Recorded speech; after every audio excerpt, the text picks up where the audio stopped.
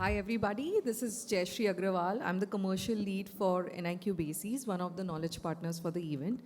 I'm not going to take much time, but since morning I've been trying to absorb and I think great content put forward. I'm a researcher, so for us, it was something that we were also trying to absorb, understand the perspective that the retailers and the brand owners have put forward over here. And hence I will not take much time because I also want to hit the bar.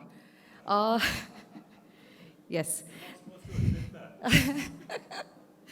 Okay.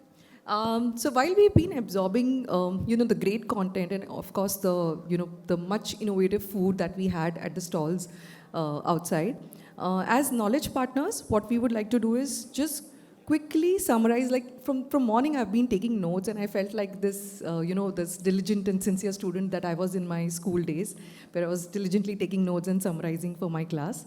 I'll do that for you over here.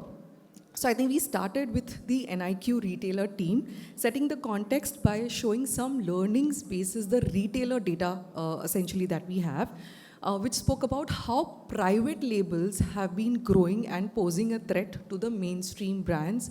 So it's just not the larger brands, but also private labels. So this is one growth opportunity, one scope that we see for the retailer brands. This along with affordability, health products, so healthy ingredients, health food, etc. And digitization was some trends that we saw in this landscape. I'm sure these trends are similar to some other consumer trends also that we spoke about during the panel and the roundtable discussion. Yeah, I particularly liked the first part where it was sort of a jugalbandi, where the retailers were on the stage, they were talking about their problems, what are their expectations, etc. And then we had the brand owners and manufacturers take the stage talking about how they can solve it. I think one key point,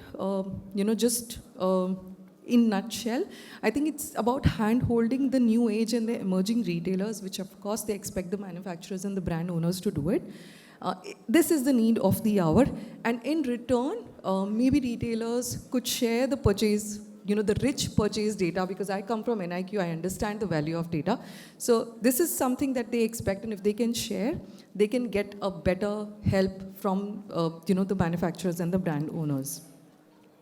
Mr. Damodarji, he put up a very great point, which is brands have the power to influence or maybe change the decision that the consumer has, or, when they come, he or she, when they come with this planned shopping list, brands have the power to influence the decision at the touch point.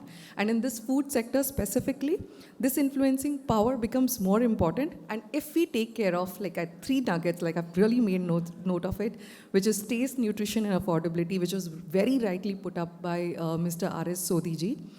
This is something that brands need to simplistically take care, when they are innovating and launching new products.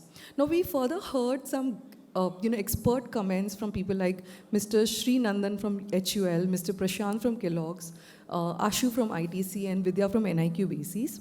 How keeping consumers at the core and then innovating the products is the key. So across all the panel discussions, roundtable discussions that we've had, this was one core point that possibly I took with me. And to enable this, we have a lot of material. Now, I'll just talk about it in maybe some 4 to 5 points. So for example, tech is making it easy to deliver, e-com, D2C, etc., which is making world a smaller place. There is an increased consumer appetite. We've done a lot of research, and the data also shows that consumers, even during COVID, they had the appetite to consume or to buy innovative products.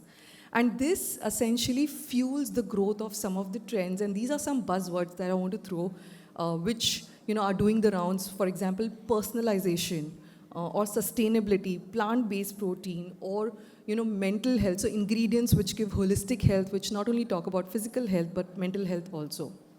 Yeah.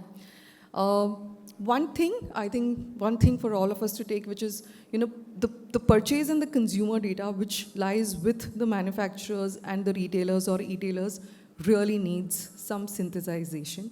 So we at NIQ, as research partners, we do it for the retailers who sort of cooperate with us. So that's something which can really bring out, that's the big data that we can use and bring out some great insights for both the parties.